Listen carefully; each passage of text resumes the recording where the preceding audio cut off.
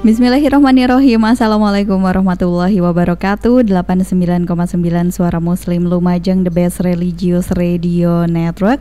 Alhamdulillah mitra muslim, saya Kiki Rizkyani bisa menyapa Anda kembali di siang hari ini dengan cuaca yang tidak menentu. Karena awalnya panas, awalnya dingin, terus tiba-tiba mendung, tiba-tiba hujan, seperti itu mitra muslim. Jadi memang tidak menentu. Kembali lagi di Oase Keluarga Harmoni bersama Yayasan Cahaya Al-Quran. Dan di sini spesial ya mitra muslim, kita ada 3 narasumber, orang-orang hebat, orang-orang luar biasa juga. Di sini ada Dr. Alia Hidayati, SPTHT BKL, Direktur Yayasan Cahaya Al-Quran, sekaligus Ketua IJMI Lumajang. Kemudian ada Ustadz Suharyo AP selaku Ketua Dewan Dakwah Islam Indonesia Lumajang, dan juga Ustadz Atim Afianto SAG selaku Pengurus DDII Lumajang. Dan kita mitra muslim membahas tentang stop selalu penuhi keinginan anak, maksudnya seperti itu mitra muslim. Jadi tuntas sampai tanda waktu 2 siang kita bisa berdiskusi gitu ya, gimana caranya untuk mungkin mengerem keinginan anak seperti itu ya. Karena memang sebagai orang tua yang menyayangi anak tentu ingin melakukan apapun untuk membahagiakannya. Tetapi meski sangat menyayangi anak, ya sebenarnya bukan berarti semua keinginan anak ini harus dituruti supaya dia senang. Karena justru di dalam parenting gitu ya, parenting yang sehat ini tidak selalu menuruti keinginan anak, malah kurang bagus dalam mendidik anak ketika kita semuanya memenuhi keinginan anak. Nah, gimana nih cara mendidik anak kita gitu ya, supaya dia itu mengerti terhadap bentuk penolakan, karena penolakan itu dengan rasa sayang dari orang tuanya. Suara Muslim.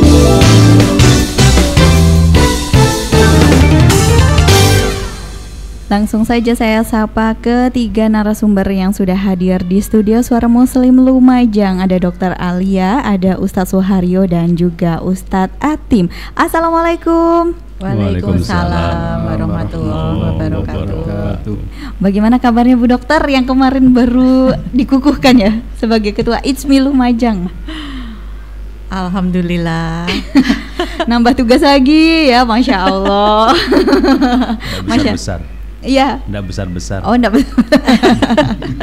Ini mengikuti jejaknya Ustadz Suharyo nih kayaknya ya, Bu Dokter. Gara-gara pertemanan. Oh gitu ya, gara-gara circle-nya. Jadi banyak pekerjaan. Ustadz Suharyo gimana kabarnya? Lebih baik dari kemarin. Alhamdulillah. Ustadz Atim gimana? Alhamdulillahirabbil alamin. Masya Allah. Sehat walafiat. Sehat walafiat. Salam kenal dari saya dan juga mitra muslim yang mendengarkan ya, Ustadz Atim ya.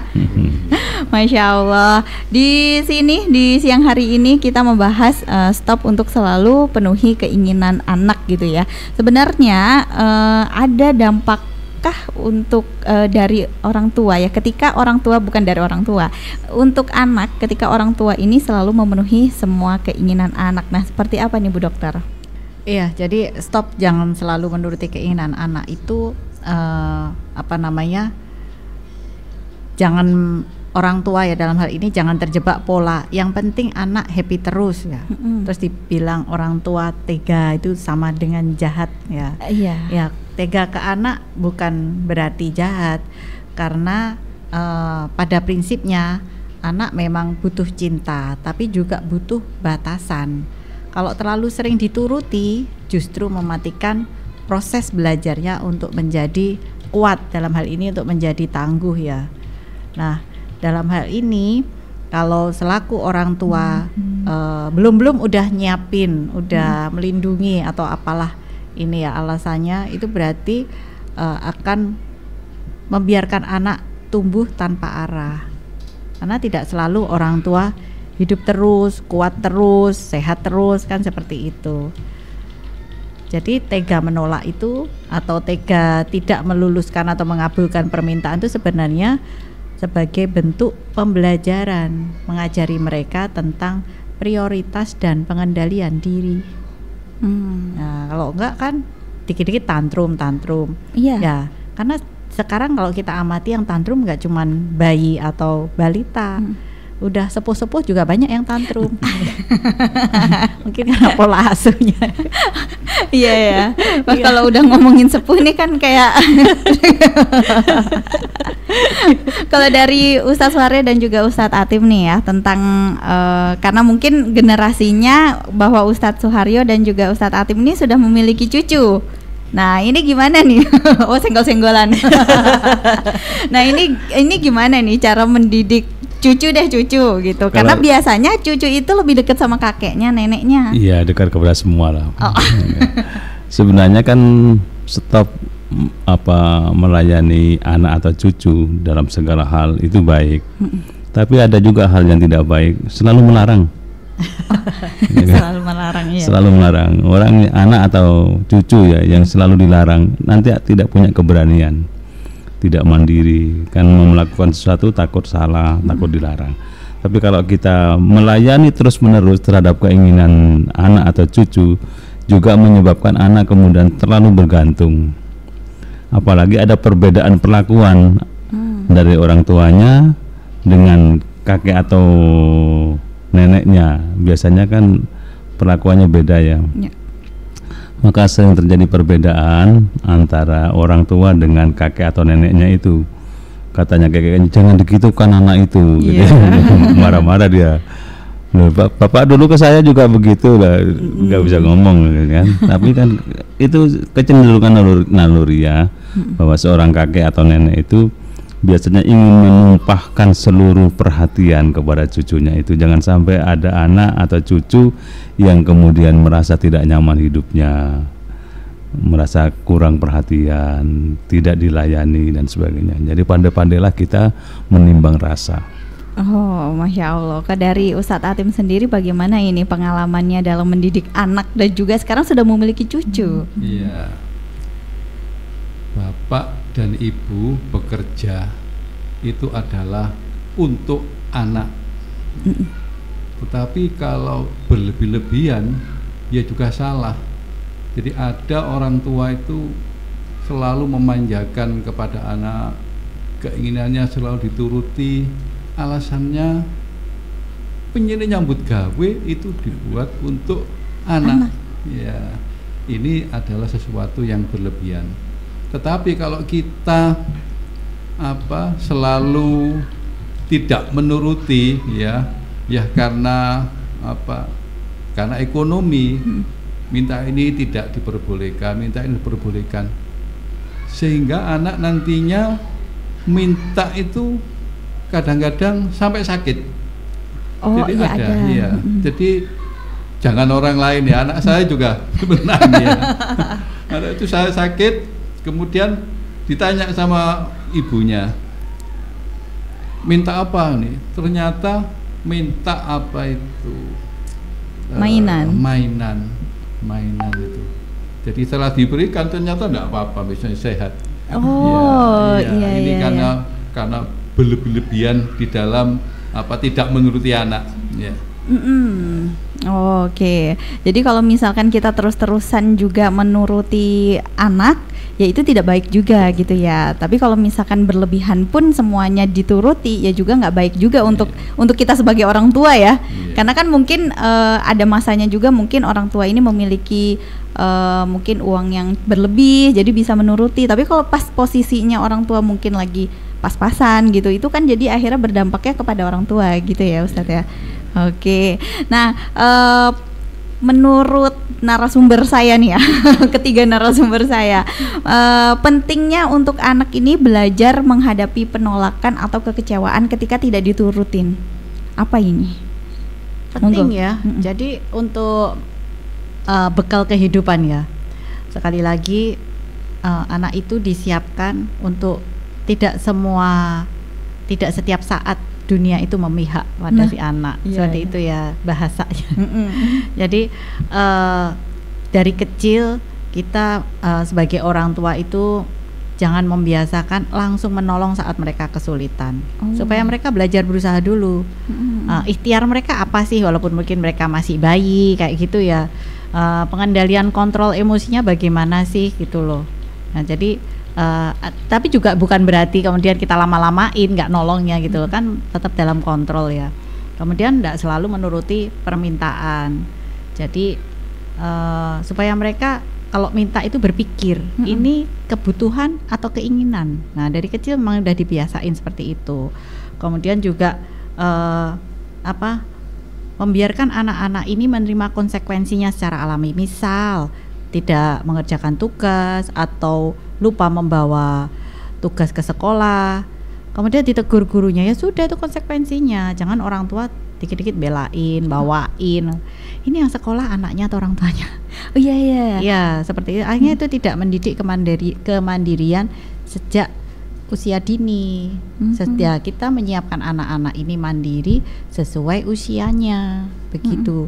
Mandiri dalam hal ini tuh nggak harus mandi sendiri, itu singkatan ya, makan sendiri, ya pakai baju sendiri, nggak sekedar itu, tapi juga menyiapkan mereka kecewa dengan apa yang sudah mereka ikhtiarkan, tidak selalu mendapatkan hasil yang mereka inginkan, berlapang dada saat hasil kerjanya mungkin diklaim sama temannya, kan iya, seperti iya. itu ya, karena ya itulah bentuk nanti masyarakat kita ini kan akan menghadapi hal-hal yang nggak selalu menyenangkan begitu.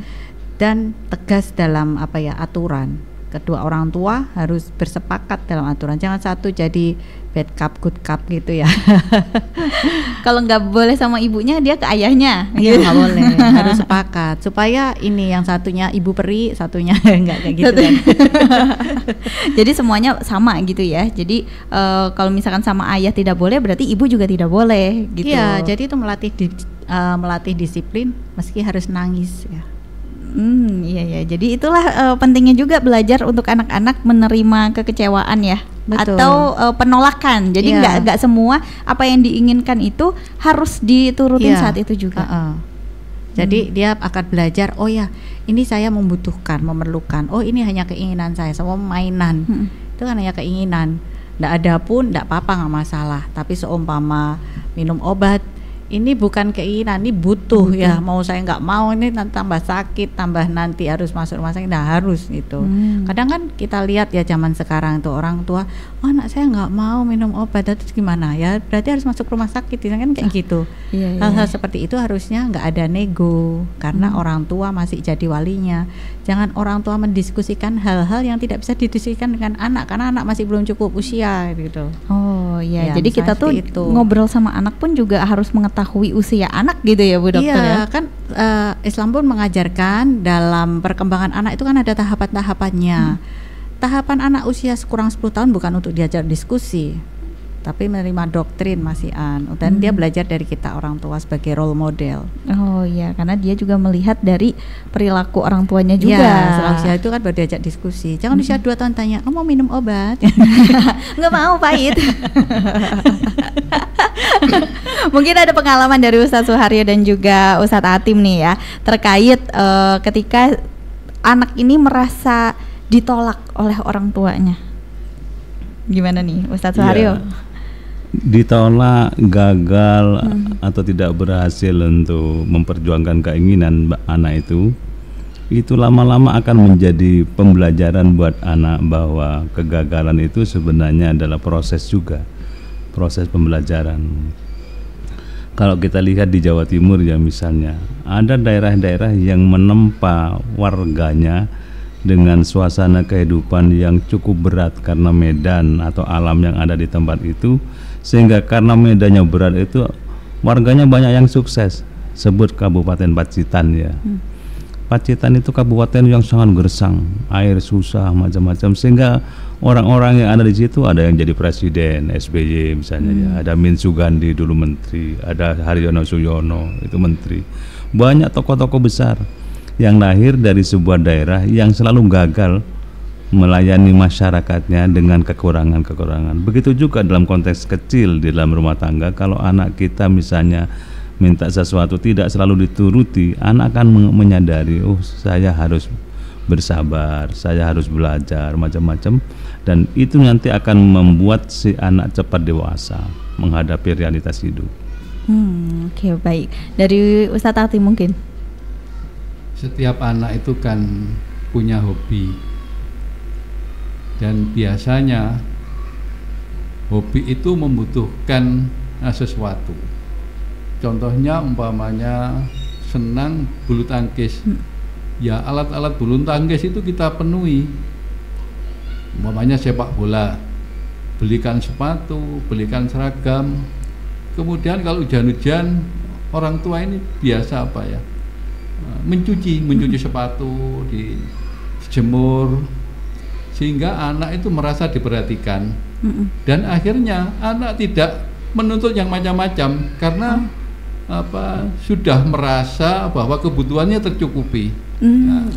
Cuma ada anak karena orang tuanya kerjanya jauh, atau di Surabaya 2 minggu, kadang-kadang 1 bulan datang, sehingga ketika orang tuanya datang, bapaknya datang, ini sebagai ungkapan kasih sayang ke anak. Ini kalau beli itu banyak ya gitu. Apa saja, sampai kadang-kadang sambat sedino jajani 50-100, padahal anak kelas 3, kelas 4 SD. Iya. Karena itu jadi biasa dimanja karena ya bentuk kasih sayang bapaknya karena selalu ditinggal jauh dari anak. Oh, itu jadi kayak permohonan maaf dari orang Iya, tuanya iya. gitu ya. Udah lama nih ditinggal gitu. Tidak disadari ternyata itu membuat sesuatu yang negatif.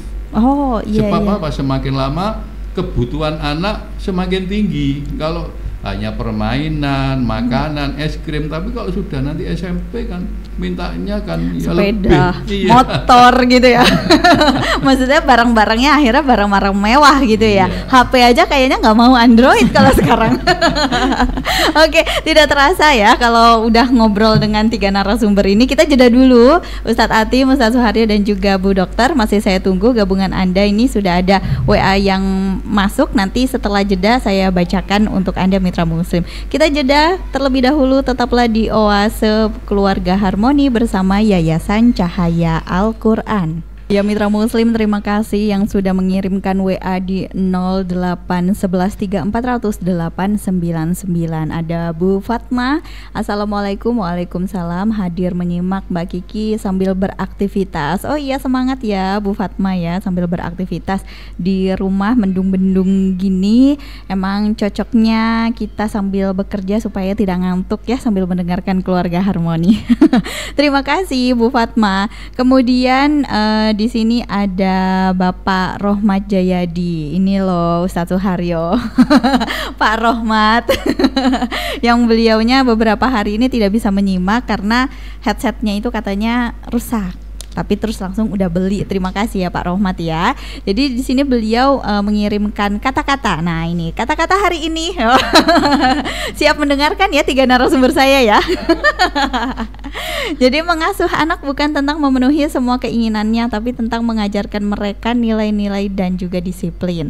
Anak yang terbiasa mendapatkan apa yang diinginkan tanpa batas mungkin akan kesulitan menghadapi kenyataan hidup. Jadi jangan biarkan keinginan anak ini menjadi penguasa, tapi ajarkan mereka untuk menjadi bijak dalam memilih. Kemudian mengajarkan anak untuk bersyukur dan sabar. Ini adalah hadiah terbaik untuk masa depan mereka. Kasih sayang tidak selalu berarti memenuhi setiap keinginan. Kadang itu berarti menunjukkan apa yang benar. Nah, mengasuh dengan bijak berarti menyeimbangkan antara kasih sayang dan disiplin.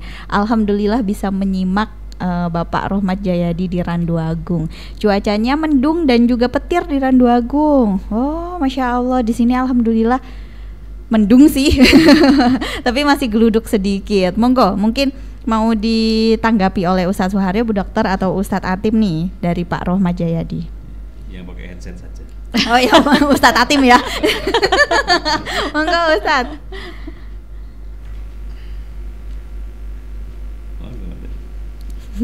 Monggo.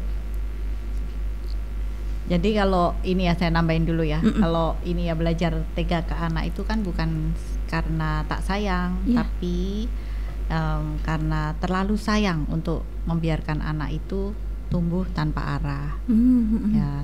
Jadi kalau semua keinginannya dituruti, betul seperti yang dibilang Pak Jayadi, jangan kaget kalau nanti dia pikir dunia itu harus selalu menurutinya. Oh iya, padahal tidak gitu ya Bu Dokter ya. Jadi kalau kita sendiri takut anak kecewa, nanti anak-anak kita ini akan tumbuh tanpa daya tahan pada kekecewaan yang sebenarnya. Jadi akhirnya dia nggak punya mental, nggak militan gitu loh. Gampang tumbang kalau ada hambatan sedikit, udah deh nggak jadi, udah deh gitu. Ujian sekali gagal, udah deh nggak usah gitu. Memang nggak bisa aku. Padahal baru sekali. Iya, baru sekali kayak gitu. Jadi ditolak sekali, nggak mau nyoba lagi. Nah itu kan ketangguhannya kurang ya. Mungkin nanti Pak Atim nambahin. Oh ya, monggo Ustadz Atim. Ya, anak kalau selalu dituruti kemauannya atau keinginannya, membuat anak itu tidak mandiri. Karena merasa keinginannya itu selalu terturuti, selalu ada, sehingga tidak timbul keinginan pribadinya, ya, keinginan untuk berbuat sesuatu untuk memenuhi keinginannya itu. Jadi tidak mandiri, jadi selalu menggantungkan kepada orang tua. Kalau di sekolah menggantungkan kepada orang lain. Oh iya ya, jadi dia kayak nggak bisa menyelesaikan masalahnya dia sendiri gitu ya. Oke, karena mungkin terbiasa dibantu gitu. Kalau dari Ustadz Suharyo ini gimana nih cara membedakan antara kebutuhan dan juga keinginan anak supaya orang tua di luar sana pun juga mengerti bahwa ini loh hanya sekedar keinginan aja bukan kebutuhan. Ya, saya langsung contoh aja ya. Oh langsung contoh, siap. Sesuai pengalaman. Saya punya teman begini, teman saya itu orangnya disiplin. Anak setiap pagi itu kalau berangkat sekolah kan biasanya dikasih sangu ya. Tapi oleh orang tuanya tidak diberikan sangu itu, ditabung. Terus menerus selama dia sekolah. Begitu masuk kampus, uang tabungan hak dari anak yang mestinya diterima setiap pagi itu diwujudkan berupa ternyata mampu untuk beli mobil dari uang tabungan yang mestinya didapat oleh anak itu. Ini kan sebenarnya pahit-pahit dulu, ya senang-senang kemudian kan ya. Anak-anak mungkin merasa saya kok nggak dapat sangu ya, tapi akhirnya kan bangga. Oh ternyata saya puasa selama ini dapat membeli mobil dari hasil apa yang saya alami mulai dari SD sampai hari ini gitu. Ini contoh konkret ya, dan itu layak menjadi contoh bagi ibu-ibu yang lain. Sedikit agak memaksa diri kepada anak, dalam arti ya sedikit agak tertekan ya jiwa anak itu karena tidak dilayani seluruh keinginannya. Lama-lama dia akan merasa bersyukur, wah ternyata cara mendidik orang tua saya membuahkan sesuatu yang luar biasa. Karena anak itu kan masih belum punya kebutuhan yang terlalu berlebihan. Ya, apalagi keinginannya itu kalau dituruti ya terus akan melonjak. Tapi kalau direm, dikendalikan, anak itu akan sadar saya ini sebenarnya nggak mengikuti keinginan itu kan nggak apa-apa. Jadi contoh konkret dari sahabat baik saya itu membeli mobil dari hasil tabungan setiap hari hak anak yang mestinya diberikan tapi ditabung. Itulah contoh yang luar biasa. Saya iri dan saya tidak bisa meniru karena saya sudah tidak punya anak. Anak saya sudah besar. Udah lepas semua ya. Udah lepas tanggung jawab dari orang tua gitu ya. Justru anaknya Ustadz Suharyo sekarang punya tanggung jawab sendiri nih dengan rumah tangganya. Iya, biar mereka saja yang mikir sekarang. Oh iya, biar anaknya Ustadz Suharyo yang nabung ya. Kalau Ustadz Suharyo kan udah nggak bisa gitu ya. Nah kalau tadi dikatakan oleh Bu Dokter bahwa kalau kebutuhan ini terkait tentang kayak misal ya contohnya minum obat. Itu kan kebutuhan gitu ya Bu Dokter ya. Ini salah satu contohnya gitu.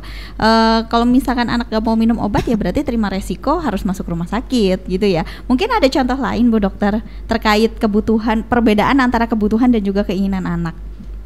Ya kadang anak itu karena ini ya masih belajar juga ya. Kan dia juga melihat dari lingkungan terutama dalam hal ini orang tua. dia lebih memilih jajan daripada makan yang bergizi seperti itu. Oh iya. Ya itu kan orang tua ada yang nurutin, atau kalau dia serumah dengan kakek nenek atau keluarga yang lain, cuman jajan aja berapa sih harganya. Ini masalahnya bukan sekedar nilai nominal ya, tapi ini juga perkara kedisiplinan dan batasan. Ya, ini yang dibutuhkan adalah pola makan bergizi yang tertib waktunya, ya, ketentuan ini, syarat ketentuannya tuh jelas gitu loh. Iya. Nah kalau jajan kan kandungan gizinya gimana, untuk nanti ke depan tumbuh kembangnya gimana, kan banyak aspek yang nggak mungkin kita detilkan pada anak karena dia juga belum cukup paham. Maka ya sebaiknya orang tua memberikan pemahaman yang sesuai usianya. Misal di ini setelkan YouTube tentang kenapa sih harus makan yang bergizi, kan banyak tuh. Ya animasi apa seperti itu, atau saat kunjungan ke orang sakit ya, kunjungi yang si sakit ya, entah di rumah ya atau gitu, kami terangkan kenapa kok bisa sakit, supaya cepat sehat gimana, diterangkan si anak. Nah kan kita silaturahim orang mengunjungi orang sakit itu kan kata hadis qudsi ya, itu kan mengunjungi Allah, ada di situ. Nah sambil anak juga dapat nih, kita dapat mengunjungi Allah juga, mengunjungi si sakit, dapat nerangin ke anak. Jadi banyak manfaat yang kita ambil saat itu. Jadi kita kan mikir-mikir, kita ini kan otaknya masih otak pedagang nih, pengennya ikhtiar kecil dapatnya banyak. Ini kayak gitu-gitu aja yang sederhana. Iya benar-benar. Jadi ya memang anak-anak tuh biasanya kalau untuk anak-anak seusia mungkin 7-8 tahun gitu, memang pengen otaknya tuh jajan yang mungkin menurut kita itu kurang baik gitu ya Bu Dokter ya. Karena dia kan yang penting rasa. Ya gurih-gurih gimana gitu. Rasa di lidah yang kayak gitu kan. Jadi dia ngejar rasa. Nah, maka kita pahamkan, ya boleh sesekali, tapi bukan untuk rutinitas. Kalau rutin ya nanti akibatnya bagaimana, kita tunjukin nih memang beneran, bukan kita nakut-nakutin gitu. Atau kan biasa tuh kan ada yang makannya nggak tertib atau nggak mau makanannya sehat, dibilang nanti kamu disuntik, nanti kamu ditangkap polisi atau kayak gitu ya. Jadi malah kayak nakut-nakutin. Iya, itu menurut saya tidak mendidik ya, karena ada kebohongan. Sekali lagi dalam mendidik dilarang ada kebohongan. Oh iya itu. Karena kalau kita nanti ketahuan akan menutupinya dengan kebohongan lagi. Karena sekali berbohong terus berbohong. Terus dan kebohongan yang diulang, kata Ustadz Haryoni, dianggap sebagai kebenaran. Karena diulang-ulang terus, anak akhirnya mikirnya ini, kalau aku ini makannya ini angel atau gimana, aku akan ditangkap sama polisi. Itu buktinya ada videonya KDM di mana-mana mau dibawa ke barak gitu mungkin ya. Itu kan diberikan gitu. Iya. Oke. Kalau dari Ustadz Atim nih, gimana caranya untuk anak ini supaya lebih bersyukur dengan apa yang diberikan oleh orang tuanya?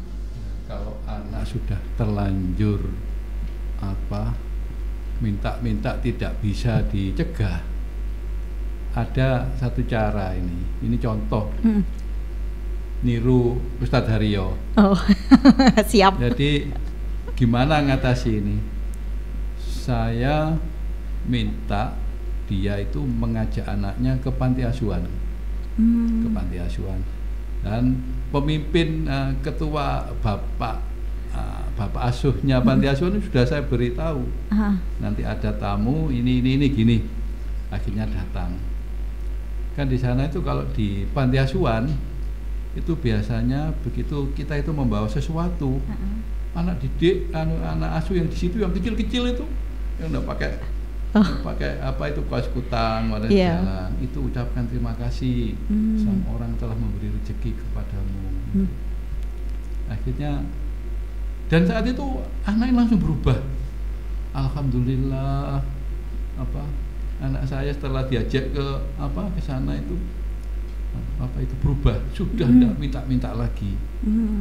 Karena di sana kan kalau ya diceritakan ada bel, kalau makan itu kan nunggu bel. Ada waktunya. Ada waktu tertentu, tidak bisa makan sembarangan. Dan rupanya ini masuk ke anak. Akhirnya anaknya betul-betul berubah. Makanya ya berterima kasih betul ini orang yang minta tolong ke saya ini. Alhamdulillah anaknya sudah tidak seperti itu lagi. Masya Allah. Itu diantara ngatasi anak yang sudah lumayan besar agar tidak meminta-minta sesuatu yang berlebih-lebihan. Agar lebih bersyukur juga ya. Ternyata di luar sana mungkin masih banyak anak-anak yang tidak seberuntung dia seperti itu ya Pak Atim ya.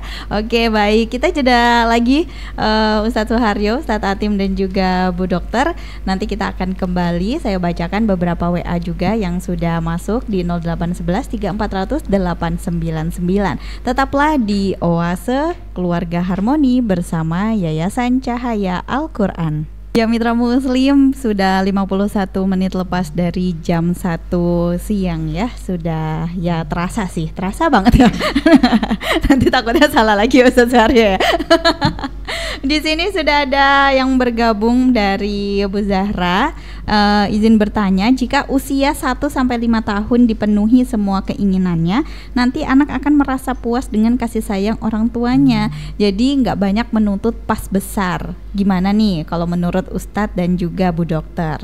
Monggo. Jadi dipenuhin dulu usia 1-5 tahun supaya dia sudah puas.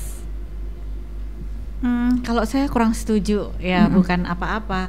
Karena bagaimanapun sejak dini anak-anak itu biasanya kita latih ya, sesuai itu tadi, sesuai usianya untuk berdiskusi menentukan ini perlu atau enggak.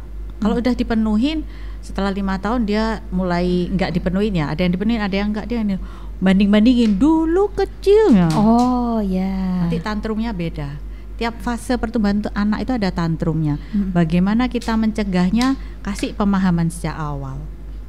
Gitu ya, tentu itu tadi sesuai usia, sehingga kalau dia sejak awal paham, oh iya saya harus begini, oh ini nggak boleh, mesti ada tantrum-tantrumnya yang namanya juga anak, tapi nggak kebangetan gitu loh, masih bisa terkontrol, sehingga orang tua juga mudah mengarahkan. Itu namanya bukan tega yang jahat ya, tapi tega karena kita paham masa depan anak ini kita pertaruhkan saat mendidik anak. Walaupun bayi pun juga, dari bayi. Jadi kadang bayi kan suka, karena nggak paham ya, suka terserah dia, sakarep-karepnya gitu ya. Waktunya malam tidur dia bangun. Nah, waktunya siang orang kerja dia tidur. Jadi kan kadang ibunya kelelahan karena nggak ritmenya ini. Kasih tertib dari awal, bisa kok. Oh, bahkan Bisa. dari bayi pun bisa, juga ya? Bisa. Ya karena saya ngomong gini karena ada experience ya. Oh iya, ada pengalaman ya. Dari Kak Iza sama Adek Mila. Iya, sehingga bayi pun tahu, oh iya saya harus aktivitas nih, oh iya ini saya istirahat nih. Karena kan kita ada irama tubuh juga kan. Irama tubuh, metabolismenya kapan hormon pertumbuhan ini tumbuh bagus-bagusnya, kan perlu tidur, kayak gitu-gitu kita terapkan semua. Tentu dengan berpedoman dengan agama ini gitu. Jadi bukan nafsu saya selaku orang, enggak gitu juga, berdasar ilmu. Nah, kita juga kalau kita kurang-kurang paham, kita konsultasi dengan yang punya ilmu sehingga insya Allah terkendali lah. Gitu. Baik, kalau dari versinya Ustadz Suharyo dan juga Ustadz Atim nih, bagaimana ketika usia 1-5 pokoknya semuanya dipenuhin supaya dia itu merasa puas bahwa semuanya sudah terpenuhi kok. Jadi nanti pas ketika dia sudah berusia di atas 5 tahun dia sudah tidak minta macam-macam. Iya, kalau saya termasuk orang tua yang tidak terlalu baik ya dalam mendidik itu. Saya berupaya untuk memenuhi. Oh. Iya, memenuhi. Apa itu salah atau tidak, itulah yang saya lakukan selama ini. Misalnya begini, ada anak pagi-pagi terus ngambek nggak mau sekolah, misalnya ya TK gitu. Saya katakan wis gak apa-apa, wis gak sekolah, masih patang ndak langsung jadi pegawai negeri gitu. Jadi keluarga saya kadang-kadang bertentangan soal itu, tapi itu kan bisa meredam anak itu menjadi terlayani, enak bak aku gitu. Oh mungkin itu vibes-nya seorang kakek ya sama seorang bapak. Biasanya yang banyak melarang ini kan ibu. Iya, makanya sering terjadi perbedaan pendapat. Termasuk juga dalam hal hobi misalnya ya. Saya ini kalau menonton sepak bola pertandingan antara Indonesia dengan luar negeri, kalau yang kalah itu Indonesia saya senang. Loh. Coba kan gak cocok. Kenapa? Kalau Indonesia dikasih kemenangan itu komentarnya tuh nggak selesai seminggu. Ya daripada nggak selesai seminggu ya. Ya itu pasti mending aja gak usah menang gitu sekalian. Toh yang menang itu pemainnya itu kan ya kan nyewa dari berbagai negara lain. Nah iya banyak naturalisasi ya. Oke. Jadi saya lebih jujur ke situ aja. Oh. Ini vibes-nya kakek dan seorang bapak banget gitu ya. Kalau Ustadz Atim gimana nih Ustadz? Lingkungan rumah itu juga berpengaruh. Ya kebetulan waktu anak-anak masih kecil itu lingkungannya itu kampung. Jadi ekonomi kelas rendah lah. Jadi tidak ada anak yang bermain-main dengan mainan yang mahal. Oh ya. Jadi anak saya ya akhirnya tidak pernah minta yang macam-macam, ya, tidak pernah. Ya cuma pernah sakit minta itu tadi itu, minta mainan itu cuma sekali. Itu tidak pernah. Cuma kalau sepeda kecil itu kan rata-rata kan punya. Punya, iya. Ya, punya. Kemudian jadi tidak pernah, malah kadang-kadang duit pikiran saya itu. Aku kok kepingin yo anakku itu minta-minta yang yang istilahnya itu bahasa Jawa jiat. Jualu ikut nemen kok enggak pernah. Sekali pernah. Sekali ini pernah. Cuma yang diminta bukan barang mahal. Pulang dari jemput istri di jalan itu ada mainan pedang-pedang. Minta gini. Mau pulang dulu, enggak mau. Akhirnya kembali. Enggak boleh memang ya. Itu ada di hatimu. Ya enggak boleh, enggak oleh Pak ngomong dulu. Ternyata kejadian. Betul ya. Dan akhirnya sampai besar. Cuma ini yang sampai SMA saya termasuk dalam mendidik anak itu kolot. Ya. Teman-temannya rata-rata punya HP, anak saya itu sampai SMA. Keluar SMA baru saya kasih HP. Iya. Begitu lulus loh kok lulus, katanya belikan HP. Oh nagih. Iya. Cuma kadang-kadang itu gini. Iki nek penting HP di mama. Pinjam. Iya. Tapi begitu dipinjam tetet teman-temannya itu loh itu nek duwe dhewe ndanio kan. Oh iya. Tapi akhirnya begitu tamat SMA saya itu kan punya album kenangan yang foto-foto itu saya baca, punya anak saya itu saya baca Andi anak saya itu kemudian bapaknya guru SD gitu. Berarti bangga wes gitu. Meskipun nggak dikasih HP tapi tetap bangga dengan bapaknya ya. Begitu keluar itu kan jadi di di album kenangan SMA itu bapakku guru SD, terus emojinya tertawa gitu. Alhamdulillah, berarti wis mentertawakan. Berarti wis saya lah enggak nakal-nakal betul lah. Enggak ketat-ketat betul lah ke anak. Masih tetap bisa merasakan kebahagiaan memiliki orang tua seperti bapaknya gitu ya, Pak Atim ya. Oke, di sini ada lagi yang dari Tempe. Assalamualaikum. Waalaikumsalam. Benar kalau keinginan anak tidak selalu dipenuhi, meski orang tua itu tidak tega kalau tidak memenuhi permintaan anak, karena kalau selalu dipenuhi, bila sudah besar atau dewasa si anak ini tetap merepotkan orang tua. Cuma itu loh, sejak kecil anaknya dipres. Dia menyebutkan salah satu suku. Katanya sejak kecil anaknya itu udah dipres untuk berjuang menghadapi hidup, sehingga setelah dewasa ini mandiri. Memang orang tua itu butuh banyak ilmu mendidik sehingga bisa mengantarkan anak dewasa dan mandiri. Berhasil tidaknya ya kita serahkan kepada Allah Subhanahu wa taala. Terima kasih Eyang Eni. Mungkin ada tanggapan dari Ustaz Suharyo? Iya, sudah bagus itu. Sudah bagus. Iya. Bagus itu ya, termasuk. Masya Allah. Terima kasih Eyang Eni. Jadi memang untuk membiasakan anak bisa mandiri dan juga dewasa dengan pola pikir yang bagus itu dari orang tua yang selalu menuntut ilmu gitu ya intinya ya, dari Eyang Eni ya. Baik, seperti di siang hari ini juga saya setiap hari Selasa ini benar-benar menambah ilmu ini dari Bu Dokter, Ustadz Suharyo dan juga Ustadz Atim. Baik, tidak terasa sudah, terasa banget ini sudah jam 2 siang. Bu Dokter kayaknya happy ya Bu Dokter ya.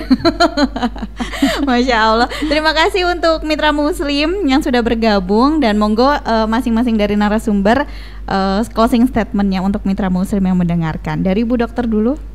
Iya. Mendidik bukan sekedar menenangkan tangis ya, tapi membentuk karakter, batasan dan tanggung jawab. Anak-anak tidak sekedar harus kita penuhi keinginan ataupun ini ya kebutuhannya ya, harus diajari belajar menerima tanggung jawab ya, menunggu, belajar kecewa. Maka kewajiban orang tua adalah menyiapkan anak tangguh, siap menjalani kehidupan dengan bekal emosi sehat, daya juang yang kuat dan hati yang hebat. Masya Allah. Dari Ustadz Suharyo. Kalau kita membiasakan anak dengan kebahagiaan, maka dewasanya nanti dia akan menjadi pribadi yang benar-benar merasa merdeka. Dia tidak dihimpit, dipres oleh orang tuanya dengan menahan-nahan apa yang diinginkan tidak diberi dan sebagainya. Sesekali lah orang tua itu menjadi kelihatan dermawan di mata anak, supaya nanti dia melatih anak itu nanti tuanya menjadi orang dermawan juga gitu. Oke, dari Ustadz Atim, monggo. Saya ingat pendapat Khalil Gibran ya, dari Lebanon itu, mendidik anak itu seperti memegang busur kemudian melepaskan anak panah. Nah, jadi apa nanti anak, tapi ketika memegang busur ini yang perlu perlu didikan, bagaimana anak ini bisa jadi begitu busur ini begitu anak panah yang dilepas, anak panah akan mengarah ke suatu yang tepat. Ya. Jadi sebelum dilepaskan gitu, jadi kita juga perlu mengarahkan yang baik gitu ya. Baik. Terima kasih Ustadz Atim, Ustadz Suharyo dan juga Bu Dokter atas sharing ilmunya. Semoga bisa bermanfaat untuk semuanya. Wassalamualaikum warahmatullahi wabarakatuh. Waalaikumsalam warahmatullahi